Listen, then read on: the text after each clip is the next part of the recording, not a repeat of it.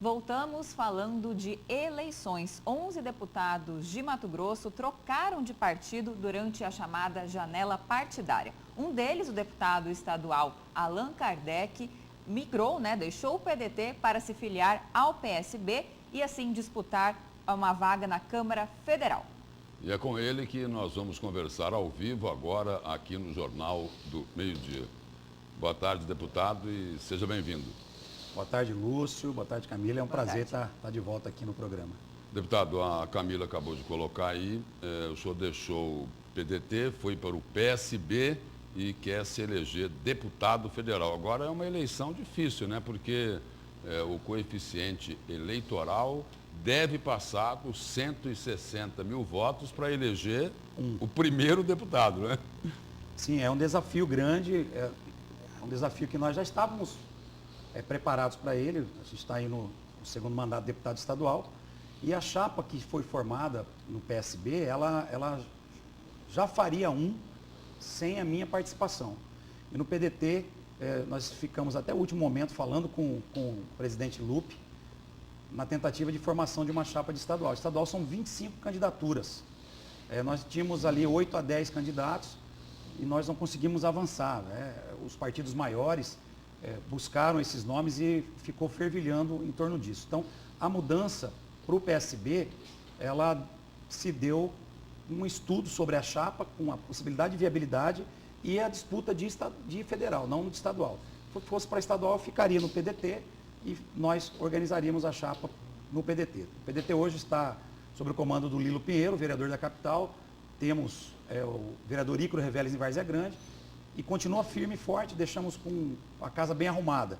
Mas o desafio, como você falou, é enorme, né? Mas só uma pergunta agora, o senhor falou do PDT, o senhor foi para o PSB, o senhor está com um pé lá e outro aqui? Como que é essa história aí, deputado? Explica aí. Não, eu fui para o PSB, um partido que eu sempre gostei, sempre tive afeto ao PSB, tem as bandeiras que eu sempre lutei por elas, muito parecidas inclusive com a do PDT. Mas eu só falei do PDT porque nós não saímos pela porta dos fundos.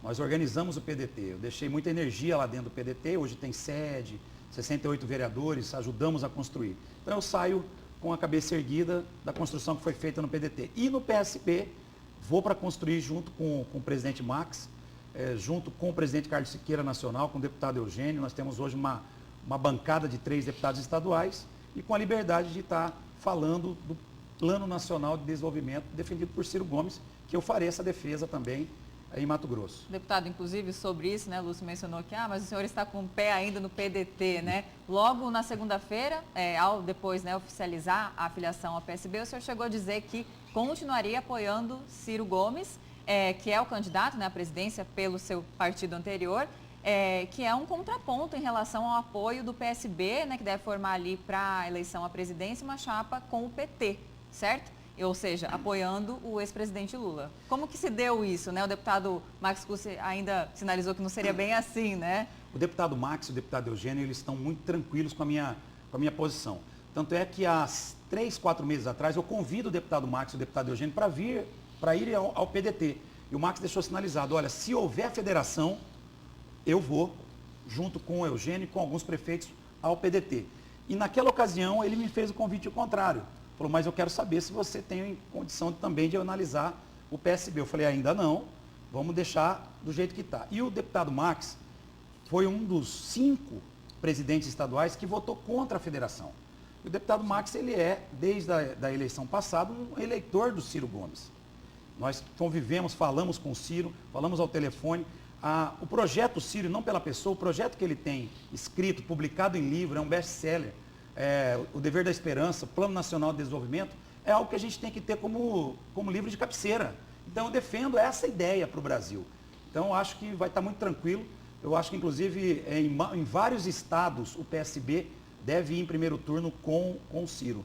O senhor falou aí que está tudo muito tranquilo, mas vamos entender essa equação, deputado. O senhor lá no PSB, vai apoiar Ciro Gomes do PDT. E aí, chegando lá no deputado Max Cussi, é do PSB, que o partido vai apoiar o Lula e deve indicar o candidato a vice-presidente, Geraldo Alckmin. Aí Max Cussi vai estar no palanque do Mauro Mendes, porque sempre foi muito ligado a ele, convidou até a primeira-dama Virgínia Mendes para se filiar no PSB. Eu quero saber o seguinte, na cabeça do eleitor não é muita confusão, não, deputado?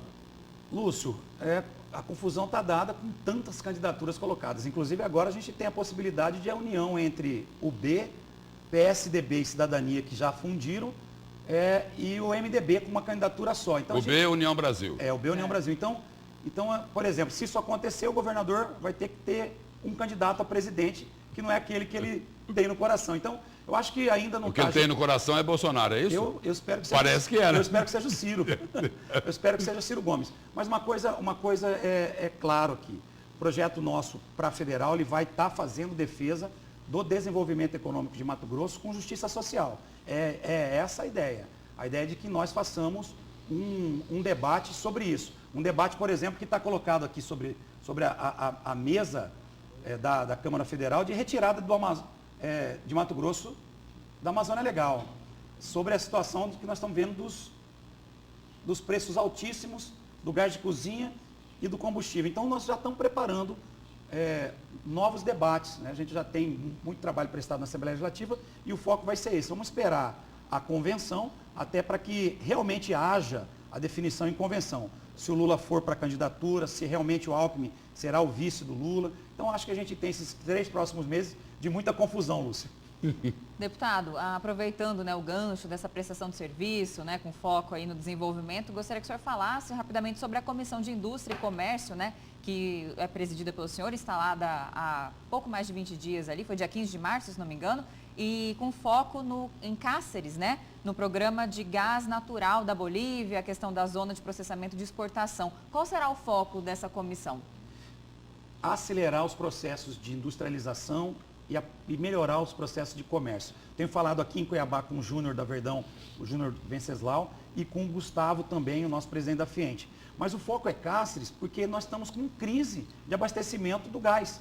Teve aquele problema com o gasoduto e Cáceres é realmente a cidade que precisa ser olhada com carinho. Lá tem todas as possibilidades de industrialização, mas não sai do papel, por exemplo, a questão da hidrovia, a questão do Porto Seco e o problema do gás natural. Então a gente quer ir para Cáceres agora em abril e lá em Cáceres, junto com a prefeita Eliene, que é do PSB, a gente encontrar as soluções para aquele município fantástico. Deputado, para encerrar bem rapidinho, o novo secretário da Casa Civil disse que é contra o projeto de decreto legislativo que concede a RGA, lá da gestão Pedro Taques, ao funcionalismo público. E agora, não tem mais o decreto legislativo, o projeto?